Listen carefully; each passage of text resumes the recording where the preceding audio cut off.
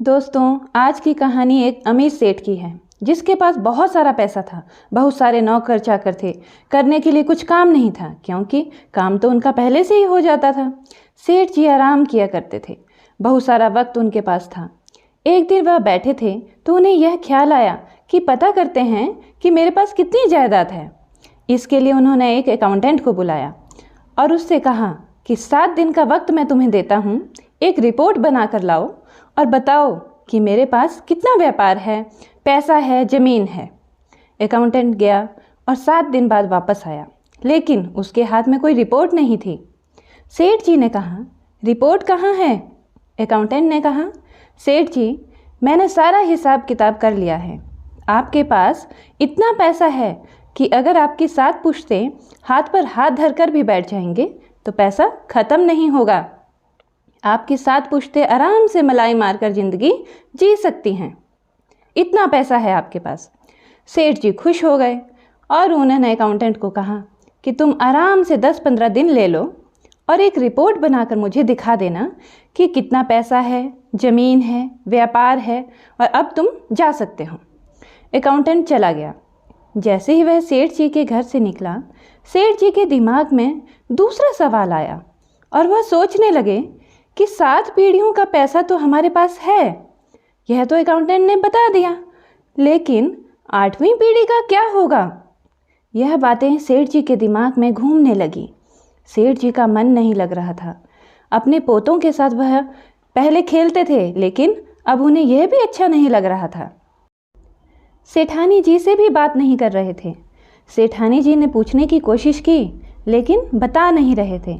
सोच रहे थे मन ही मन की कि क्या करूं, सेठानी को बताऊंगा तो सेठानी सोचेगी कि पागल हो गए हैं। 7 पीढ़ियों का पैसा है और 8वीं की चिंता कर रहे हैं।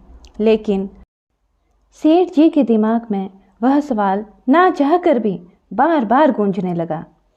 सेठ जी ने सोचा कि क्या किया जाए। अखबार पढ़ रहे थे तो उन्हें मालूम चला कि शहर में एक संत की कथा थी। वह कथा सुनने के लिए चले गए। सोचने लगे मन की शांति मिलेगी और कोई सल्यूशन भी मिल सकता है। महाराज जी से पूछ लूँगा। जा करके उन्होंने कथा सुनी। कथा के बाद शाम हो गई थी। जो महाराज जी थे कथा सुना रहे थे, उनके चरणों में जाकर बैठ गए और बोलने लगे कि आप जो पूजा बोलोगे वह करूँगा, जो दक्षिणा बोलोगे वह दूंगा, बस मुझे मेरे सवाल का जवाब दे दो। तो जो संत थे उन्होंने कहा, क्या सवाल है सेठ जी? सेठ जी ने बताया कि मेरा सवाल यह है, मेरे अकाउंटेंट ने बोला है कि सेठ जी आपके पास में 7 पीढ़ियों जैसा पैसा है। आपकी 7 पीढ़ियाँ आराम से खा सकती हैं, कोई काम नहीं करना पड़ेगा।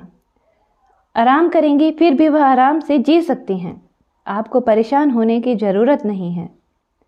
7 पीढ़ी तक का पैसा तो मेरे पास है, लेकिन महाराज जी मुझे बताइए 8वीं पीढ़ी का क्या होगा? संत को सारी बात समझ में आ गई। उन्होंने कहा, आपको एक काम करना है, बहुत सारा दान नहीं करना है, बहुत थोड़ा सा दान करना है, लेकिन जिसे बता रहा हूँ उसे ही जाकर देना है। सेठ जी ने कहा, बताइए किसे जाकर देना है? तो संत ने कहा, आपके शहर में जो बस्ती है उस पुरानी बस्ती में एक झोंपड़ी है, सबसे आखिरी में। उसमें एक बूढ़ी अम्मा रहती है। उन बूढ़ी अम्मा के पास ज़्यादा पैसे नहीं हैं, कपड़ा नहीं है, खाने के लिए आटा नहीं है, बड़ी परेशान रहती है। उनको जा कर के आधा किलो आटा दान कर दो। बस इतना सा काम करो, आपकी ज़िंदगी में कृपा आने लगेगी। सेठ जी खुश हो गए। उनको मंत्र मिल गया। जैसे ही कथा से निकले, फटाफट अपने नौकर को कॉल किया और कहा, 1 क्विंटल आटा लेकर बोरी भर कर बस्ती में फटाफट पहुंच जाओ। इधर से नौकर पहुंचा, उधर से सेठ जी पहुंचे।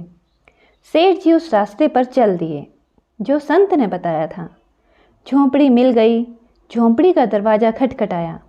अम्मा जी बाहर आ गई।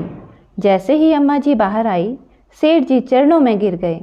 माँ, मुझे पता नहीं आप यहाँ रहती हैं, मैं तो बहुत दानी हूँ। लंबी लंबी फेंकने लगा। अम्मा को बात समझ में आ गई। सेठ जी ने कहा, अम्मा, आपके लिए 1 क्विंटल आटा लेकर आया हूँ, इसे स्वीकार कर लीजिए।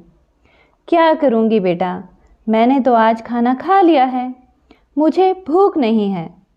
सेठ जी ने कहा, अम्मा जी रख लीजिए, महीने भर का राशन हो जाएगा। आराम से ज़िंदगी जिए, आपको कोई भी परेशानी नहीं होगी। अगर कोई परेशानी हो तो मुझे याद कीजिएगा। अम्मा ने कहा, बेटा नहीं चाहिए। फिर सेठ जी ने कहा, 1 किलो आटा रख लीजिए, 2-3 दिन का काम हो जाएगा। अम्मा ने कहा, बेटा नहीं चाहिए। सेठ जी को तो मंत्र मिल गया था, उन्होंने तो बस आटा दान करना था। सेठ जी ने कहा, अम्मा अब आप मेरी बात सुनो, आप आधा किलो आटा रख लो, बस आप अब मना नहीं करोगी, कल के लिए आपका इंतज़ाम हो जाएगा। तो अम्मा ने कहा, बेटा आज का इंतज़ाम मेरा ऊपर वाले ने कर दिया है, मैंने खाना खा लिया है, अब कल की चिंता मैं क्यों करूं? आपसे मुझे कोई दान नहीं चाहिए, आप जाइए आराम कीजिए। जैसे ही अम्मा ने बोला, सेठ जी को समझ आ गया कि महाराज जी ने मुझे यहाँ झोंपड़ी में अम्मा जी के पास क्यों भेजा था। उन्हें सारी कहानी समझ में आई। अम्मा जिन्होंने बोला मुझे कल की चिंता नहीं है, यह कहानी हमें यह सिखाती है कि खुशी के लिए कोई पैरामीटर नहीं है।